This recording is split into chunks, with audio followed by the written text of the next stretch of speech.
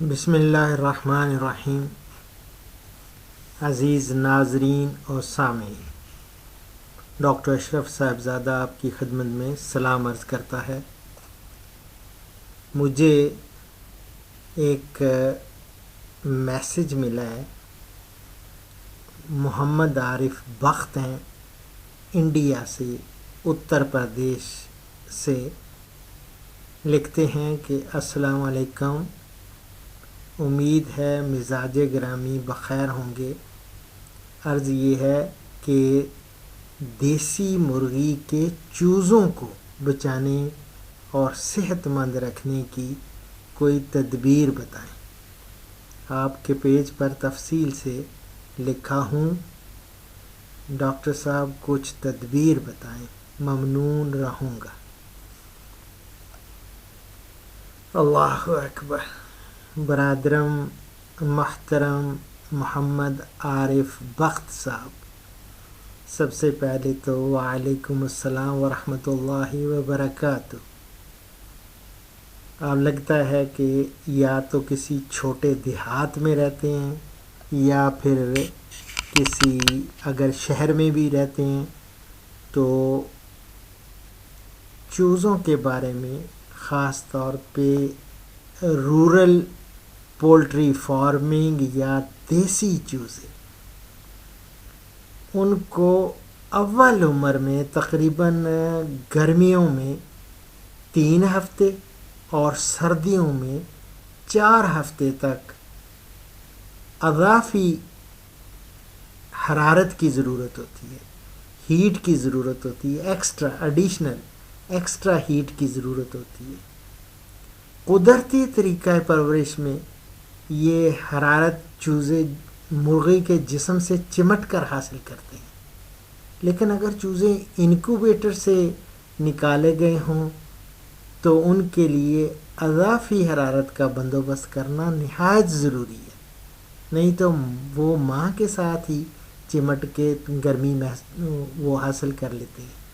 لیکن چونکہ لوگوں نے انکیوبیٹر سے زیادہ تر نکالے ہوتے ہیں، دیسی مرغیوں کے بھی لوگ اب انکیوبیٹر میں یہ رکھا دیتے ہیں انڈے اور انہی سے لے لیتے ہیں بچے۔ تو اب پتہ نہیں آپ کے ہاں کیا ہے، اگر ایسا ہے تو ایسے چوزے جو بھی چھوٹے ہوں نا، ان کو انکیوبیٹر سے نکالے ہوں تو ان کے لیے اضافی حرارت کا بندوبست کرنا نہایت ضروری ہے۔ اور حرارت پہنچانے کے لیے اگر دیہات میں بجلی نہ ہو تو مٹی کے تیل کا گیس استعمال کیا جا سکتا ہے۔ اس کے علاوہ کوئلہ جلایا کر انگیٹھی میں وہ کوئلہ جلاتے ہیں، اور لیکن کوئی انگیٹھی ایسی بنائی جاتی ہے جس میں لکڑی یا کوئلہ جلایا جا سکتا ہے۔ ایسی صورت میں کوئلہ کمرے سے باہر جلانا چاہیے تاکہ اس کی گیس باہر ہی خارج ہو جائے اور گیس اندر نہ آئے۔ جب گیس نکل چکے تو پھر اسے چوزوں کے پاس کونے میں رکھیں، اور جلتے وقت کوئلوں سے شروع میں ہی آپ کو معلوم ہی ہوگا کہ ایک زہریلی گیس نکلتی ہے جسے کاربن مانو آکسائڈ کہتے ہیں، اور اگر یہ کمرے میں بھر جائے تو اس سے دم گھٹ جاتا ہے اور چوزے کیا انسان بھی مر جاتا ہے۔ تو کوئلے کے استعمال میں احتیاط کرنی چاہیے، اور گیس پوری طرح خارج ہو جائے تو پھر وہ کوئلوں کو اندر لانا چاہیے۔ ایک اور طریقہ یہ بھی ہے کہ ایک ہمارے ہاں یہ ڈالڈا کا ڈبہ ہوتا ہے، پتہ نہیں اب ہندوستان میں انڈیا میں کون سا، آپ کو تیل کا ڈالڈے کا ڈبہ یا کوئی کنستر وہ لے لیں، اور اگر خالی ڈبہ لے کر اس سے چاروں طرف سوراخ کر لیں اور پھر اس میں دہتے ہوئے کوئلے ڈال دیں اور اسے کمرے کے درمیان لٹکا دیں۔ ہوا اس سے ٹکرا کر گرم ہو جائے گی اور کمرہ گرم رہے گا۔ اور جہاں بایو گیس ہو سکتا ہے آپ کے ہاں بایو گیس بھی کافی ترویج پا چکی ہے، ہمارے ہاں بھی پاکستان میں بھی بہت سارے دیہات ہیں جہاں بایو گیس کے پلانٹ لگے ہوئے ہیں. اگر بایو گیس میسر ہو تو اس کا ہیٹر بھی استعمال کیا جا سکتا ہے. اگر کمرے میں سردی ہوگی، یاد رکھیں اگر کمرے میں سردی ہوگی نا تو چوزے اکٹھے ہو کر جمگٹا بنا لیں گے، اور مناسب درجہ حرارت ہو تو خوش باش کمرے میں پھیلے ہوئے نظر آئیں گے. جو ہی سردی لگتی ہے ان کو تو وہ سارے سکڑ کے سارے جمگٹا بنا لیتے ہیں، اکٹھے ہو جاتے ہیں. اور سردیوں میں کمرے کے دروازے اور کھڑکیاں بے شک بند رکھیں، لیکن یہ بھی خیال رہے کہ کمرے کے اندر ہوا کی ناقص آمد و رفت کے باعث امونیا گیس کی بو نہ پیدا ہو جائے. لہٰذا دن کے وقت جب دھوپ نکل آئے تو کھڑکیاں کھول دیں تاکہ تازہ ہوا اندر آ سکے. جب کمرے میں داخل ہوں تو ہر بار چوزوں کی حرکات و سکنات پر غور کریں.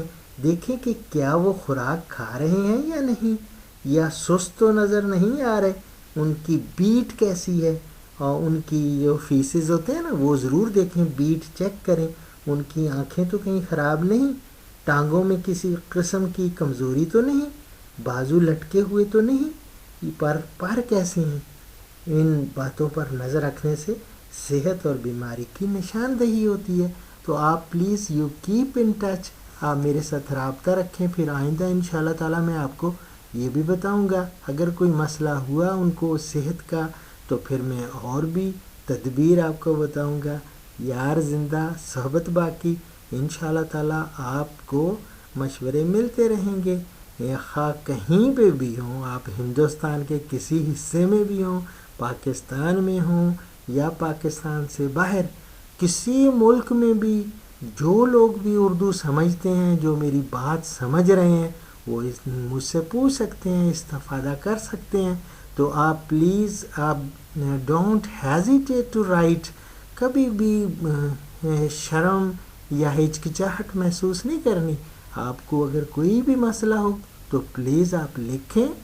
تو میرے برادران محمد عارف بخت صاحب، اللہ رب العزت آپ کو اپنی حفظ و امان میں رکھے. تو اب میں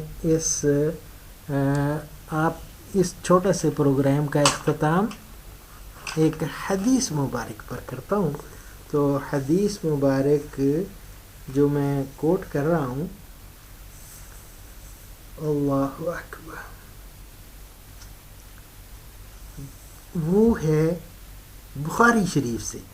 ہمارے پیارے نبی حضرت محمد صلی اللہ علیہ وآلہ وسلم فرماتے ہیں، دو نعمتیں ایسی ہیں جن میں اکثر لوگ خسارے کا شکار ہیں، صحت اور فراغت.